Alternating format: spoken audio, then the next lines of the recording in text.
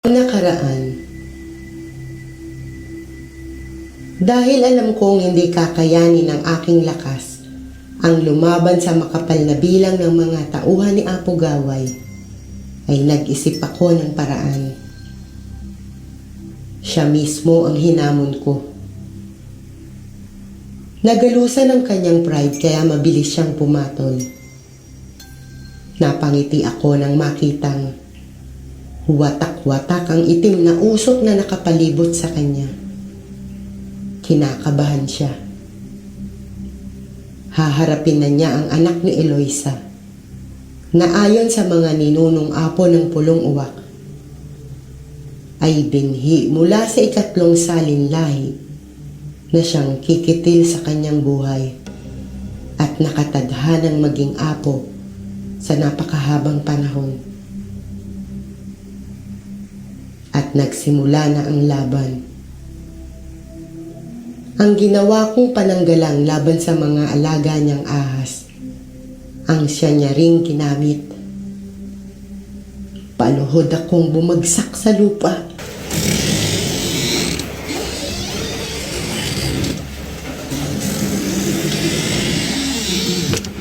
Kilabot Channel. Kwentong kilabot. Signing on. Hindi ko hiniling ang ganitong kapangyarihan. Sinubukan kong iwasan, ngunit hindi ko natakasan. At nang sumapit ang aking ika-18 kaarawan, nagsimulang muli ang kababalaghan. Ako si Virginia, anak ng mangkukulang, mula sa pulong uwak.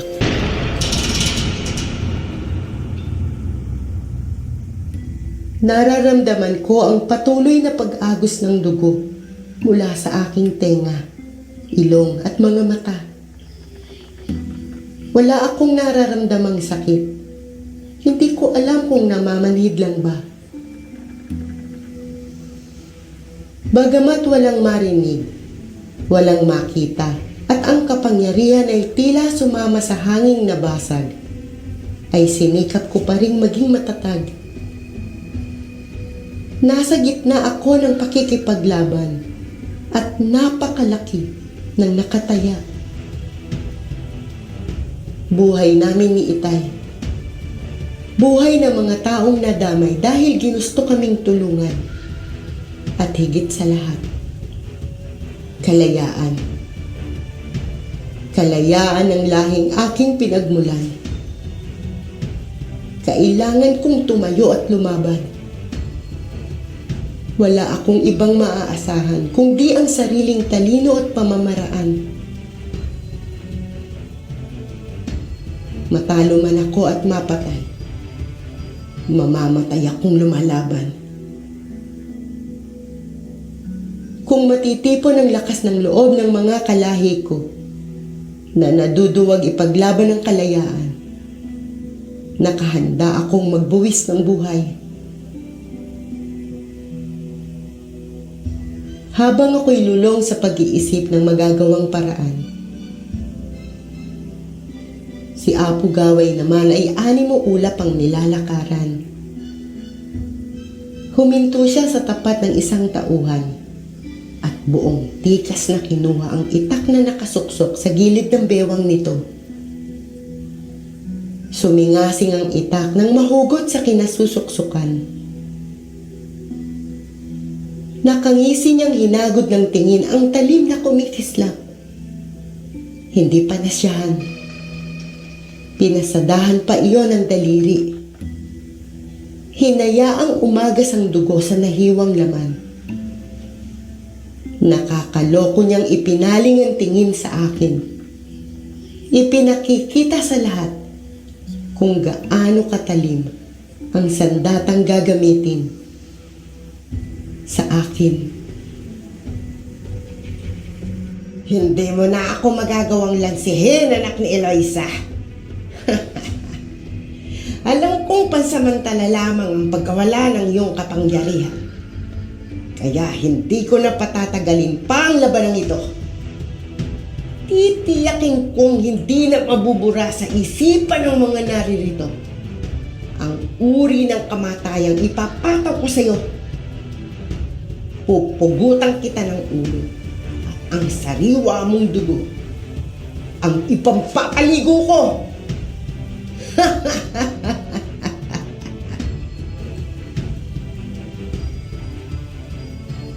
Pagkaraang sabihin ng mga salitang iyon, inutusan niya ang mga alagang ahas. Pinalibutan ako ng mga ito. Nagtatagis ang bagang ng pangkat na kaanib nila inay. Kuyom ang mga palad. May natatakot. May naaawa. Pigil naman ang paghinga ng mga tauhan ng apo. May nasasabi sa gagawin sa akin. May nag-aabang kung ano ang aking gagawin.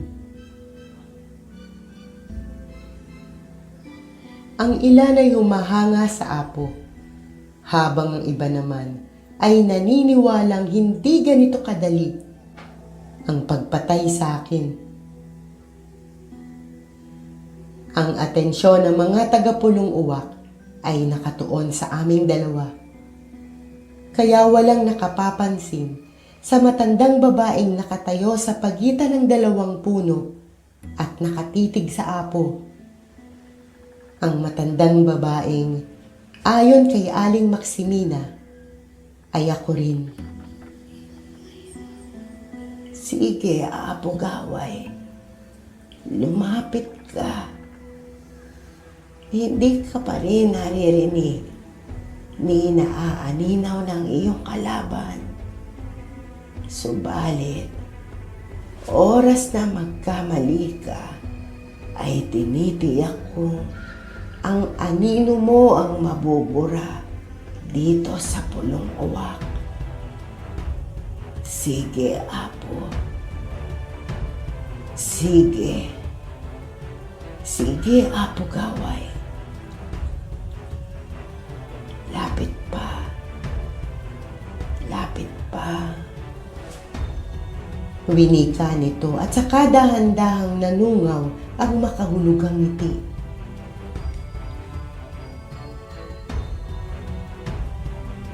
Gaya ng nakikita ng matandang babae, dahan-dahan na ngang naglalakad si Apo Gaway palapit sa akin.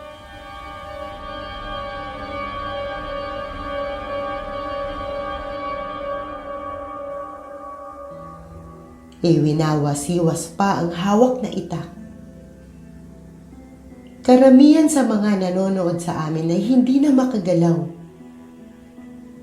Ilan sa mga kababaihan ay pumapatak na ang luha. Ang iba na may tutop ang sariling mga bibig. May napapalunok at may nakahawak na sa sariling leeg. Ang mapugutan ng ulo, ang pinakamababang uri ng kamatayan para sa mga mangkukulam.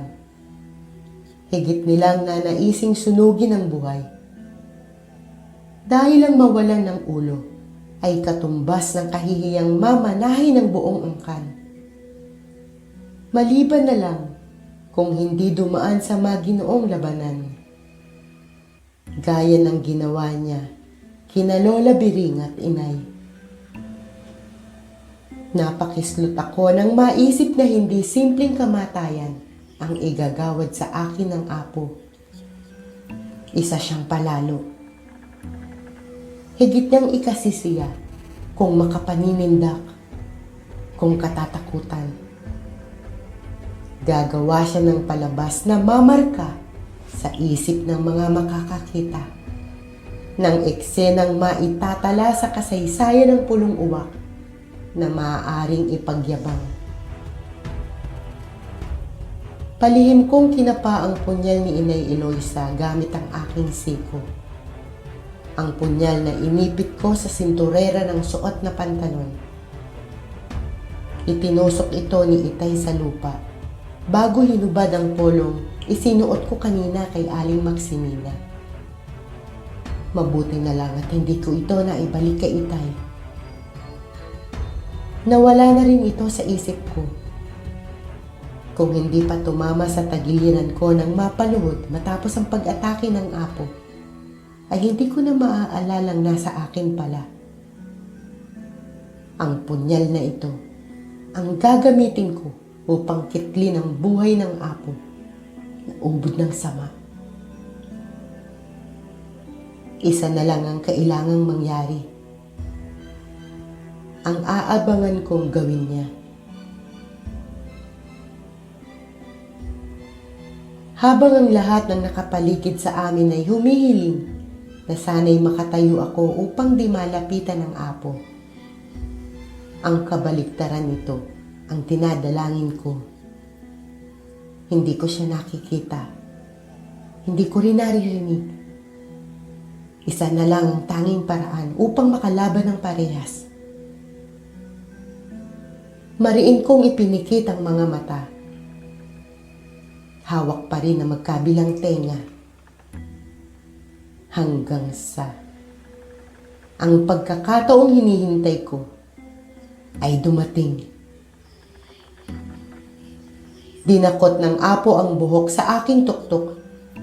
Mahigpit at saka pwersahang hinila upang mahantad ang aking leeg. Ang umaapaw na bilib sa kanyang sarili ang ginamit ko laban sa kanya. Dahil nang lapitan niya ako at sabunutan, nahawakan ko ang kanyang kamay, hinugot ang punyal at saka mabilis na tumayo. Idinikit ko ang sarili sa katawan niya upang makalipat sa kanyang likuran. Mabilis kong pinagapang ang kamay patungo sa kanyang leeg. At nang masalat, idinikit ko ang talim ng punyal.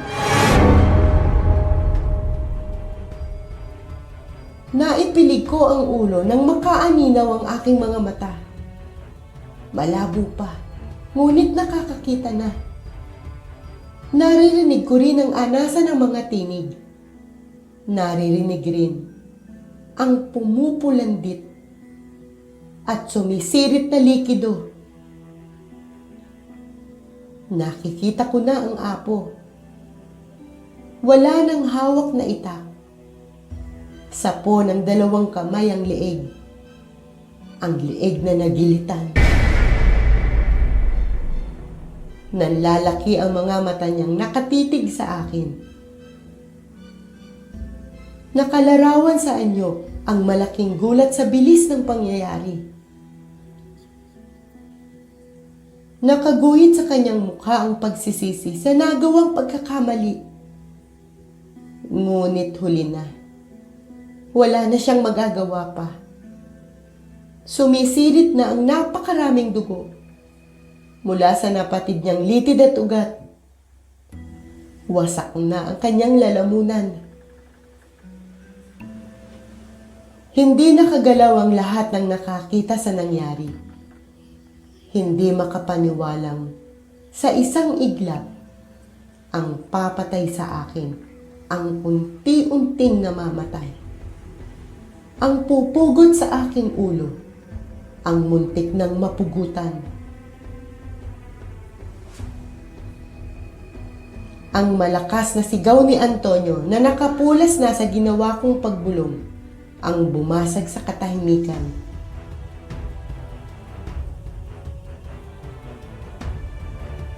Pulang-pula ang mga mata niya sa matinding puot na nararamdaman. Nagawa pa siyang tignan ng apo bago bumagsak at nangisay. Nanlisik ang mga mata niya. Lumarawan sa anyo ang matinding puot. Ang pagnanais makaganti. Mabilis siyang nakalapit sa akin. Kumurap lang ako sandali.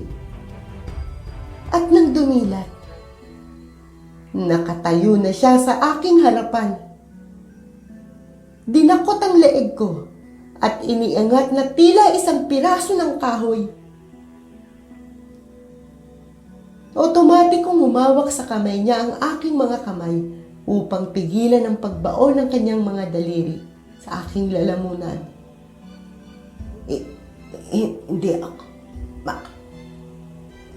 hindi tayo magkalaban. Nakikiusap ako, Antonio. Bitiwan mo ko. Pinatay mo ang aking ama. Kaya papatayin din kita! Galit na galit niyang sabi. Wala na akong pagpipilian pa. Kung hindi ko ipagtatanggol ang sarili, ang hindi nagawa ng kanyang ama, ay gagawin niya sa akin. Patawarin mo ako, Antonio. Ayoko sanang gawin sa iyo to. Hindi ko pa kayang sabayan ang iyong lakas. Hindi kita mapipigilan nang wala ang tulong nila. Patawad. Patawad, Antonio. Laman ang utak ko habang sinasalubong ang kanyang tingin. Pumasag ako.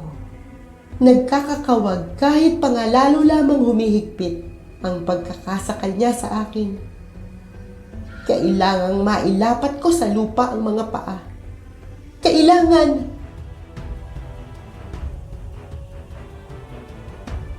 Nakaisip uli ako ng iba pang paraan. Bumitiw ang isa kong kamay sa kanya. At saka, tinusok ng daliri ang isa niyang mata. Sinapo niya ng isang kamay ang nasaktang mata. Sinamantala ko ang pagluwag ng nakasakal niyang kamay. Muli akong nagkakasag. Umuho ang katawan ko pababa. Sumayad ang mga paa ko sa lupa.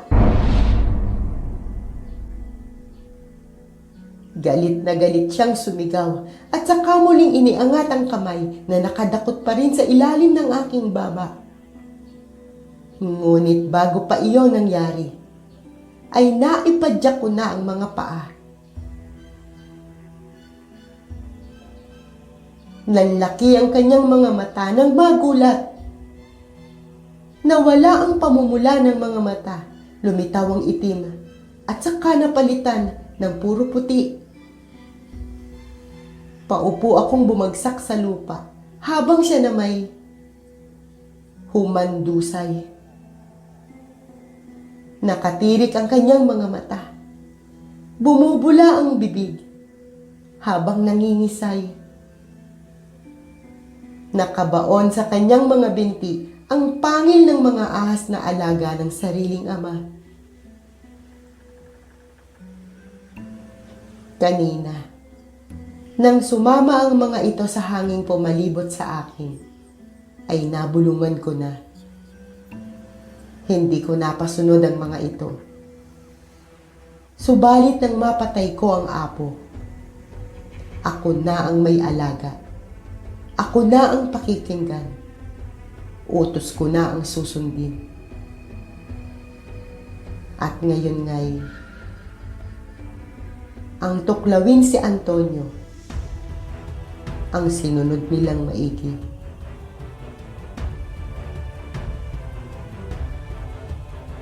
Ang katahimikan ay muling napunit nang may sumigaw.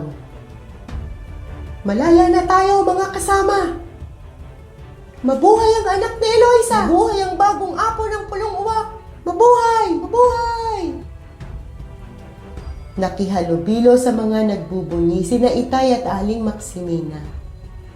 Naluluha sila sa labis na kaligayahan. Wala namang kumikibo sa mga tauhan at tagasunod ng namayapang apo. Lahat ay pawang nakayuko, nagdadalamhati sa pagkawala nito. Samantala, ang kinikimkim na galit ng mga mangkukulam sa dating apo ay isinatinig na ng mga ito. Maya-maya pa'y nagkaroon na ng mainitang pagtatalo. Bakit pa siya bibigyan ng marangal na libing? Ang dapat sa mga labi niya ay ilagak sa tuktok ng bundok at hayaang papakin ng buitring katulad niya. Ang dapat sa kanya ay igapos sa tuktok ng mataas na poste at gawing pagkain ng mga paniging alaga niya, kasama ng kanyang mga tagasunod. Huminahon kayo mga kasama. Hindi tayo ang magpapasya, kundi ang ating bagong apo. Ang lahat ay nagtinginan sa akin. Ipinaling ko ang mukha kay Itay. Pagkatapos, kay Aling Maximina na nakasuot na ng mahabang balabal. Gaya ni Itay, nakangitiring tumango sa akin si Aling Maximina. Waring sinasabing, kung ano ang ipapasya ko, ay pakikinggan ng lahat, igagalang at susundin.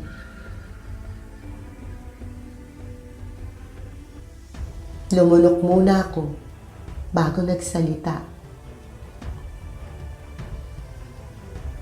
Kung maaari po sana, bigyan natin si Apo Gaway ng isang disenteng libing. Hindi lang sa dahilang siya ang apo sa pulong uwak, kundi bilang isang tao. Naiintindihan ko ho ang nararamdaman niyong lahat dahil tulad niyo, napakalaki rin ang kasalanan niya sa akin. Pero wala na siya. Malaya na tayong lahat. Bakit pa natin hahayaang manatiling nakakulong sa galit? Palayain na rin natin ang ating mga sarili. Kung ang igaganti natin sa kasamaan niya ay kasamaan din, ano pa ang pinagkaiba natin sa kanya? Hindi ba't mas madaling maghihilom ang ating mga sugat kung mabubunot ang nakatarak na pagkamuhi sa ating mga dibdib? Hindi tayo makakabangon kung pagagapos tayo sa nakaraan. Tapos na. Wala na siya. Gantihan natin ang kabutihan ng kasamaang ginawa niya sa atin. Iyan ang pinakamasakit na paghihiganti. Huwag na natin siyang gayahin upang magkaroon tayo ng kapayapaan ng isip at malinis na konsensya. Pwede po ba yun? Mapagbibigyan niyo po ba ako? Marami ang natigilan sa mga sinabi ko. Nang tignan ko ang mga tauhan ni Apo Gaway, nabasa ko sa kanilang mga mata ang paghanga, ang paggalang sa akin.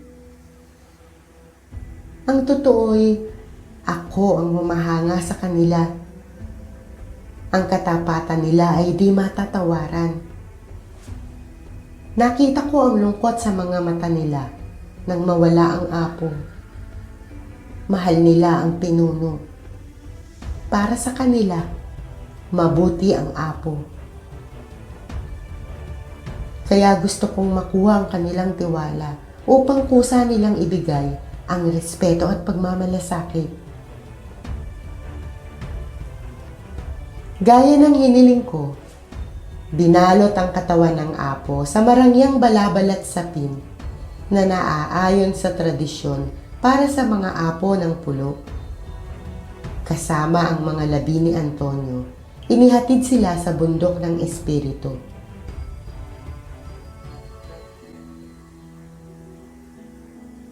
Matapos alayan ng panalangin at mga bulaklak, magkahiwalay na sinunog ang kanilang mga labi. Ang abo ni Antonio ay ibinaon sa libingan ng kanyang ina, habang ang sa apo naman ay inilagay sa isang sisidlan upang mailagak sa loob ng yungib kasama ng mga sisidlan ng mga naunang apo. Nagsagawa na rin ng maigsing pagpupulong upang mapag-usapan ang tungkol kina Roldan, Emilio at iba pang tauhan ng apo. Sa bagay na ito ay hindi na ako nang himasok. May mga patakaran sa pulong uwak na hindi dapat saklawan. Kulang ang kaalaman ko at pangunawa sa mga batas at alituntuning kanilang sinusunod at pinatutupad. Isa pa'y buhay ang mga ito Samantalang ang apo at si Antonio ay wala na. Makapananakit pa ang mga ito, samantalang ang mag-ama ay hindi na. Malaki ang pagkakaiba. Hindi naman nagtagal at nakabuo na sila ng pasya. Napangiti ako nang mapagkasunduan ng lahat. Nabigyan ng mga ito ng pagkakataong makapagsimula uli upang maitama ang mga pagkakamali. Kinonsidera nila ang pagiging mabuting alagad ng mga ito. Dangan nga lang at inakay ng maling pamumuno na ang mga ito ay bahagi ng pulong uwak ng lahing pare-pareho naming kinabibilangan, magkakaiba man ang pangkat. Maluhaluhang nagtinginan ng mga tauhan ng apo sa kinatatayuan ko. At sa kabuong pagpapakumbabang yumukod. Yumukod din ako bilang tugon. Nang mag-angat ako ng mukhay, nakita ko ang nakangiti at humahangang tingin ng mga nakatatandang mangkukulam. Nahihiya akong ngumiti. Napakagaan ang pakiramdam ko. Pakiwari ko'y nawala ang mabigat na bagay dito sa dibdib ko. Napakasarap talagang maging instrumento upang pag-ugnayin ang magkabilang panig. Maging tulay na matatawiran ng nasa magkabilang dulo. Maging lubid na tagapagbigkis. Gamit ang sariling mga dugo at dugo ng mga lupo na pinagsama, na pagtibay ang kanilang kasunduan. Hanggang sa ang paglipas ng magdamag ay di na namin namalayan. Muli kaming pumanhik sa tuktok ng bundok kasama ang ilang piling pinuno ng iba't ibang pangkat at nag-alay ng maikling ritual para sa mga dating apo. Nang matapos, nagpaiwan ako at nanatili sa lugar kung saan ibinaon ang bungo ni na Inay at Lola Biring. Tiningala ko ang madilim na ulap na unti-unting nahahawi upang magbigay ng puwang sa papasilip na araw. Napangiti ako nang mabuo ang imahe ni na Inay at Lola Biring. Pareho silang nakangiti sa akin. Waring sinasabing nagampanan kong mabuti ang tungkuling iniatang sa akin. Ipinikit ko ang mga mata at ninamnamang sariwang hangin humahampas sa akin. Malaya na nga ang pulong uwak. Maging ang hangin ay nagdiriwang. Nakikipaglaro sa sanga ng mga puno, sa mga dahon at halaman. Nagsisiawit ang mga ibong nagliliparan sa himpapawid. Masarap sa pandinig. Hindi na nakapangingilabot gaya ng dati. Natigilan ako nang maramdamang hindi ako nag-iisa.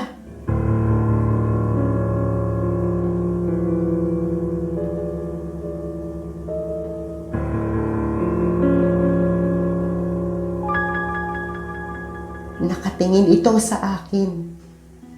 Hindi. Nakatitig ito sa akin.